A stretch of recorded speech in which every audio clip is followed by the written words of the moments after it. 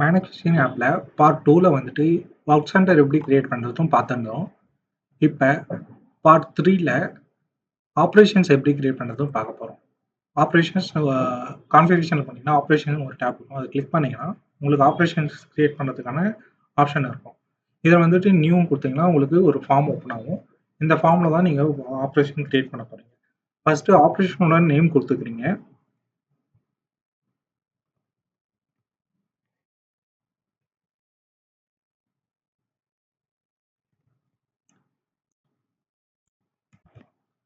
நான் ஃபிட்டிங் சேர்ன்னு சொல்லிட்டு ஆப்பரேஷன் நேம் குடுத்துருக்கேன். பில் ஆஃப் மெட்டீரியல் வந்துட்டு நம்ம ஏற்கனவே கிரியேட் பண்ணி வச்சிருந்தோம்னா, இதில செலக்ட் பண்ணிக்கலாம். இல்லன்னா new bill of material create பண்ணிட்டு அத கூட சூஸ் பண்ணிக்கலாம். ஒர்க் சென்டர் எந்த ஒர்க் சென்டர் வந்து அதுக்கு அசைன் பண்ண போறோம்ன்றத செலக்ட் பண்ணிக்கிறோம்.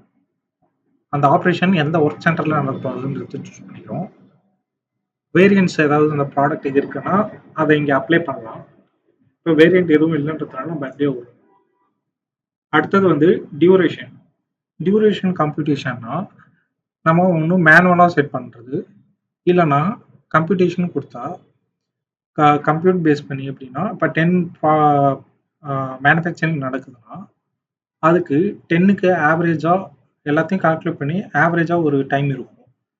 ஒரு இதுக்கு 6 மினிட்ஸ் ஆகலாம். ஒரு இதுக்கு 10 மினிட்ஸ் ஆகலாம். ஆவரேஜா கால்குலேட் பண்ணி டோட்டலா ஒரு 50 மினிட்ஸ் நடந்திருக்கு 10 ஆப்பரேஷன்னா, ஒரு ஆப்பரேஷனுக்கு 5 மினிட்ஸ் ஆவரேஜ் டைம்.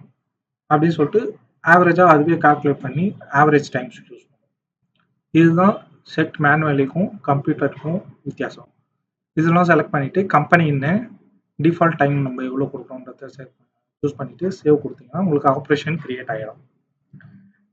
அடுத்த வீடியோவில் பார்ட் 4 வீடியோவில் ப்ராடக்ட் எப்படி கிரியேட் பண்ணுறது, அந்த ப்ராடக்ட் மேனுஃபேக்சரிங்காக எப்படி கிரியேட் பண்ணுறது, அதுக்கு பில் ஆஃப் மெட்டீரியல் எப்படி கிரியேட் பண்ணுறதுன்றதை பார்க்கலாம். Thank you for watching our channel.